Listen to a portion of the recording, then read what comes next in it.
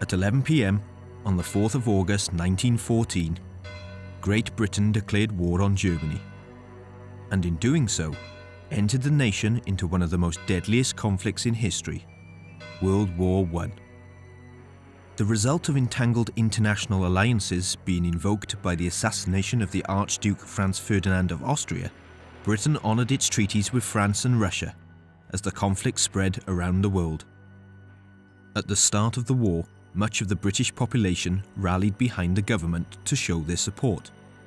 By the 5th of September 1914, over 225,000 men had signed up to fight in what became known as Kitchener's Army, with recruitment figures in Wales being high. However, even in the early days of the war, local political opinions were already preventing enlistments. By the end of 1915, the front lines were sustaining heavy casualties, and despite extensive fighting on all sides, the lines established the year before remained practically unchanged. The war was becoming the most persistent stalemate in history.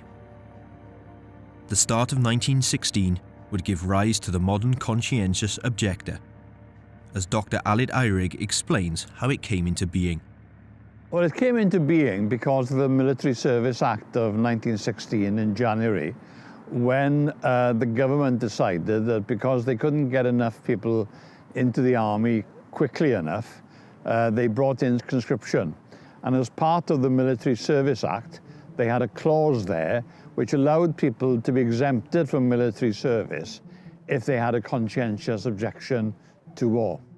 Conscientious objectors could oppose the war for numerous reasons, with most objecting based on their religious beliefs. With the majority being overwhelmingly Christian, the commandment of "thou shalt not kill" preventing them joining the army, as by definition, that is what they would have been expected to do. Politics also played its role, with those who had come from a socialist background objecting on the grounds that morally they believed it was the wrong thing to do. These opinions were strengthened in South Wales by left-wing political parties who had considerable influence in the area and were actively spreading their anti-war views. There were a number who opposed the war, and the most active were members of the Independent Labour Party, which was very strong in South Wales in areas like Briton Ferry, Merthyr, Aberdare, Swansea and Cardiff. They were the most important people, and they featured people like Ramsay MacDonald, Philip Snowden, some of the leading lights of the day, and right at the beginning of the war, Keir Hardie, who had been the earliest MP for the Labour Party. By the spring of 1916, the Military Service Act was passed. Known as conscription, it meant that all eligible men who met the requirements would be called up to join the military, whether they wanted to or not. A single letter pushed through the front door would alter the fate of thousands of men. Once conscription was introduced, if you were between 18 and 41, male, you were then expected to be conscripted into the army unless you were working in a job which was so important that you weren't called up. So that included the coal industry, for example, or steel and tin plate and so forth. So there were exceptions, but if you were called up, you'd have to respond. And if you didn't want to be called up, you could appeal against the call-up in a tribunal, which is a civilian tribunal held locally in a local authority area. The grounds on which a man could object were split into a number of categories, including performing work of national interest, serious hardship to a business, and ill health. But it was category F, objection to combatant service, that caused the most upset in tribunals. Usually tribunals wouldn't be very sympathetic because the same people who were on the tribunals had been involved the year before in the recruiting campaign to get more people to join up. So they were hardly impartial and neutral. Despite the unfair tone of a tribunal, being a conscientious objector was a valid and legal option, providing that the objector still participated in some worthwhile military capacity. If they were allowed some sort of exemption, and most were granted some sort of conditional exemption, they could join the army, but join a part of the army where they didn't have to fight. So that would be the non-combatant corps, but you were still under military orders, or the Royal Army Medical Corps, and obviously that could be very, very dangerous, but that did mean that he didn't have to sort of carry a gun. And many of the conscientious objectors who joined the non-combatant corps, for example, sort of rebelled and sort of marched off and were court-martialed because they just couldn't stand receiving military orders and undertaking work like building trenches, for example, that was useful for the war effort. So they thought, well, we're taking part in the war effort. So those people who rebelled under military discipline, they then were jailed. And they were amongst the absolutists, we call them, who refused totally to do anything with the military. Being an absolutist was not a legal option, and along with 6,000 men who were denied any sort of exemption, they would simply refuse orders, desert their post, or object outright. This included the brothers Henry and Sidney Solomon from Commercial Road, Crumlin. Raised as Orthodox Jews, the brothers swore an oath to their dying father that they would not take part in any war.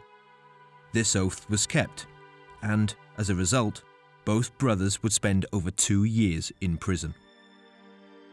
Faced with the prospect of being court-martialed and jailed, hundreds of absolutists decided to go on the run and hide. This would lead to their names being published in the Police Gazette every Tuesday, with a brand new list of hundreds more the following week. Of the 900 conscientious objectors in Wales, we have stories of about 25 of them who went on the run, and a few of them in groups together. There was one big group of about 20 who went to work felling trees on forestry land around the south of the Brecon Beacons, and they worked under false names. The guy who employed them knew exactly who they were, what they were up to, but they were protected from being arrested. An interesting case of one absentee appeared in the Merthyr Pioneer on the 22nd of June 1918, regarding a 20-year-old Tredegar collier known as Aneurin Bevan. Famed in later years for spearheading the National Health Service, Bevan argued his case on a number of grounds, including that he suffered from nystagmus, an involuntary movement of the eyes. Bevan's case was eventually dismissed, and he would not be called up under the grounds of ill health.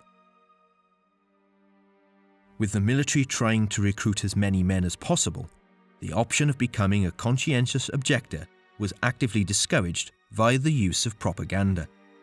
Postcards were produced and sold showing various scenes from tribunals to the trenches, and portrayed objectors in often humiliating or negative ways, including being weak, feminine, and cowardly.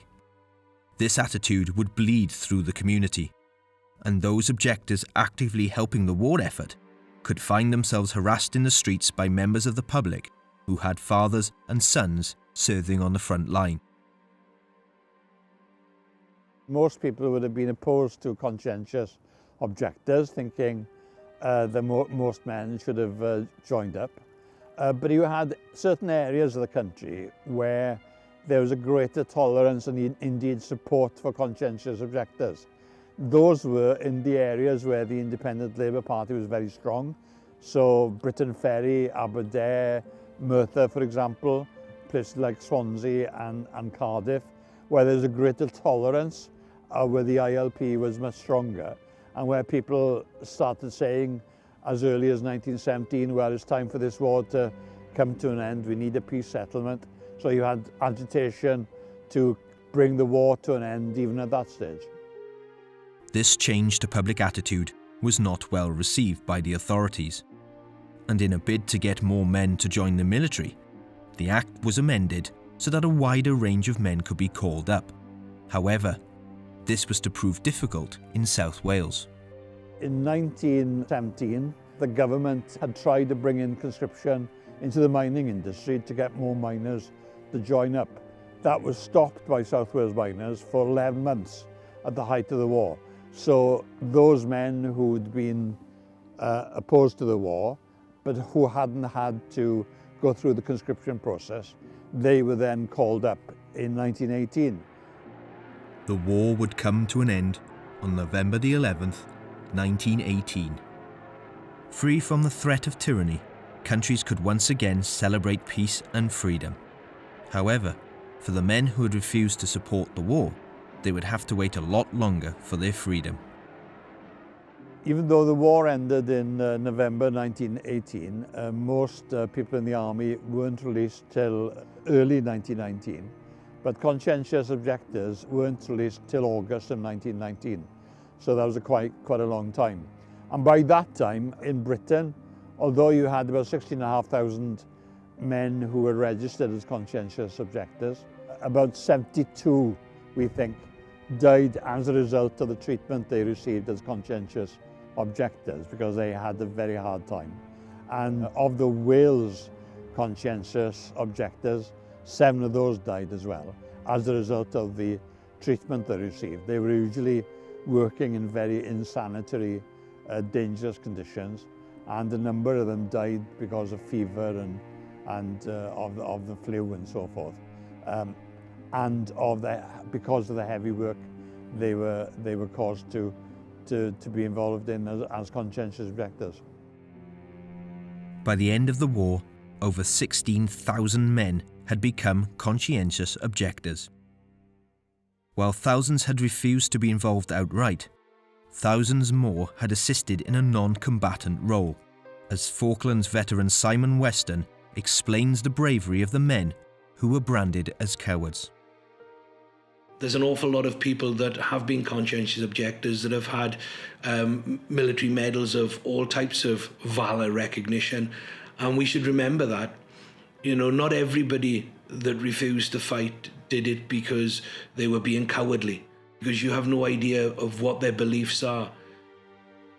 Fortunately, the suffering of thousands of objectors in World War I was not in vain, and mistakes were rectified when the world was plunged into war again in 1939. What we learned was this wasn't the way to deal with conscientious objectors. So by the Second World War, even though there were more conscientious objectors, about 60,000, the government were far wiser about dealing with them. So they didn't criminalize them. They didn't put them through a military system because they hadn't thought through the military system at all in the First World War. And the irony about the military system during the First World War was that if you were consistent as a conscientious objector, you could well be in military custody for about 3 years, even though you'd expressed the wish not to fight. So all that was changed by the Second World War. The time between July 1914 and November 1918 will forever be known as one of the darkest periods of human history. Not only did country turn against country, but for the men of the United Kingdom, it was a time when a country turned on its own population and punished males from all walks of life when they truthfully answered no to the question, will you kill for your country?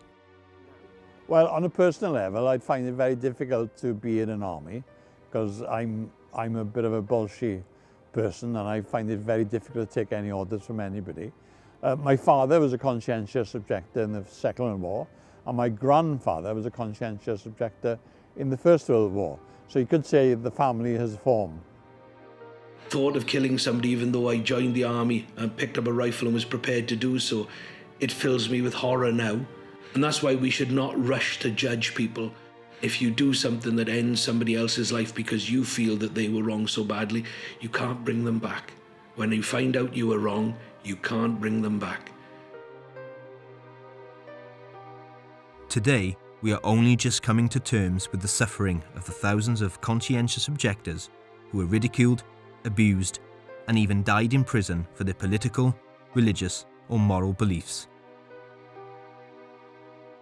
Their only crime was to be born in a time where standing up for what they believed was morally right was considered by their country to be wrong.